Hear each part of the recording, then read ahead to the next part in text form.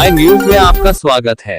करीब 21 दिन पूर्व बलरामपुर देहात कोतवाली क्षेत्र के कमरेहवा गांव के निकट सड़क के किनारे 2 बोरियों में मिले लाश के टुकड़ों की घटना का खुलासा पुलिस ने कर दिया है। घटना में पति ने ही पत्नी की हत्या कर लाश के कई टुकड़े किए थे और सच मिटाने के लिए इन टुकड़ों को अलग अलग स्थान पर फेंका था। बुधवार को एसपी विकास कुमार ने बताया कि गत 6 अगस्त को कोतवाली देहात अंतर्गत कमरेहवा गांव के निकट सड़क के किनारे 2 बोरियों में महिला के शरीर के अंग बरामद किए गए थे। मामले का खुलासा करने के लिए देहात कोतवाली तथा स्वॉट सहित अन्य टीमों को लगाया गया था। इन टीमों ने आसपास के जिलों की करीब 500 गुमशुदा महिलाओं की डिटेल खंगाली। घटनास्थल के आसपास लगे सीसीटीवी कैमरा की फोटो के आधार पर एक संदिग्ध बाइक को ट्रेस किया गया। इस बाइक की छानबीन करने के बाद पता चला कि यह बाइक गोंडा नगर स्थित मोहल्ला बड़गांव के किसी व्यक्ति की है। घटना की कड़ी को जोड़ते हुए बड़गांव निवासी किराना व्यवसायी शंकर दयाल गुप्ता को हिरासत में लेकर पूछताछ शुरू की गई।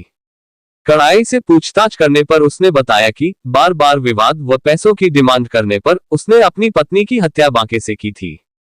हत्या के बाद साक्ष्य छिपाने के लिए हॉलीवुड की पिक्चर से आइडिया लेकर उसने शव को इलेक्ट्रिक कटर व आरी आदि से कई टुकड़ों में काटा था। उसने शव को 3 बार में अलग अलग स्थान पर फेंका। सर, हथेली व अन्य टुकड़े को 2 बार में अयोध्या के निकट सरयू नदी में तथा शरीर के बीच का अंग बलरामपुर देहात क्षेत्र के कमरेहवा गांव के पास फेंका था। आरोपी को न्यायिक हिरासत में जेल भेज दिया गया है। घटना का खुलासा करने वाली पुलिस टीम को 25,000 रुपए का नकद पुरस्कार दिया गया है। बड़ा पुरस्कार देने के लिए एसपी ने उच्च अधिकारियों को भी पत्र लिखा है। रामपुर में 6/8/2024 को थाना कोतवाली देहात क्षेत्र में 2 बोरों में बॉडी कटी हुई पार्ट्स मिले थे और उसका पुलिस ने पंचायतनामा कराया। उसके बाद नियमावत उसमें मुकदमा पंजीकृत किया गया और इसके सफल अनावरण के लिए एसआईटी का गठन किया गया, जिसमें कि एडिशनल एसपी के नेतृत्व में पूरी टीम ने काम करते हुए इसका सफल अनावरण किया है। यहाँ पे बॉडी भी अज्ञात थी और कातिल भी अज्ञात था। इसका हम लोग सर्विलांस के माध्यम से, सीसीटीवी के माध्यम से और लोकल मुखबिरों के माध्यम से हम लोग अभियुक्त तक पहुँचे और जब पहुँचे तो मालूम ये चला कि अभियुक्त ने अपनी पत्नी की हत्या की थी। दोनों में बनती नहीं थी और पत्नी पैसे का डिमांड किया करती थी।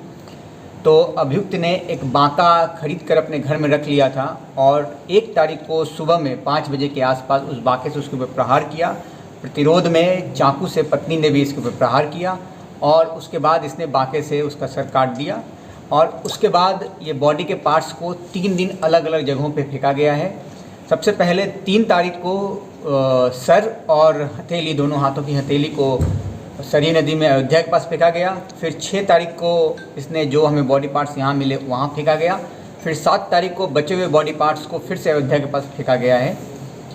और जो पूछताछ में तथ्य सामने आया है कि इसको बॉडी पार्ट्स मर्डर करने के बाद साक्ष्य छुपाने के उद्देश्य से बॉडी पार्ट्स फेंके गए और बॉडी पार्ट्स को ऐसे फेंकने का आइडिया इसको हॉलीवुड के मूवी से मिला था और इसने बॉडी को काटने के लिए जो ड्रिलर मशीन है, उसके आरी है, ये सब का परचेज़ किया और परचेज़ करने के बाद बॉडी को काटा और बोरे में पैक करके फेंका और अपने आप को बचाने के लिए इसने भरसक प्रयास किया। इसलिए इसने निरंतर बॉडी को फेंकने के मध्य में भी अपने जो किराना की दुकान है उसको भी खोला है, जिससे कि लोगों को संदेह न हो। और मृतका के मोबाइल भी इसने फेंके हैं जो पुलिस ने बरामद किए हैं। तो इस पूरे प्रकरण में हमने सभी साक्ष्य इकट्ठा कर लिए हैं और जो पुलिस ने इसमें बरामद किया है उसमें इसकी मोटरसाइकिल जिससे बॉडी पार्ट्स फेंका गया वो, मृतक का मोबाइल, घटना में जो भी आला कत्ल के समान प्रयोग में लाए गए हैं वो भी, और साथ में जो एविडेंस मिटाने के लिए, साक्ष्य मिटाने के लिए बॉडी को काटा गया है वो सभी हथियार पुलिस ने बरामद किए हैं।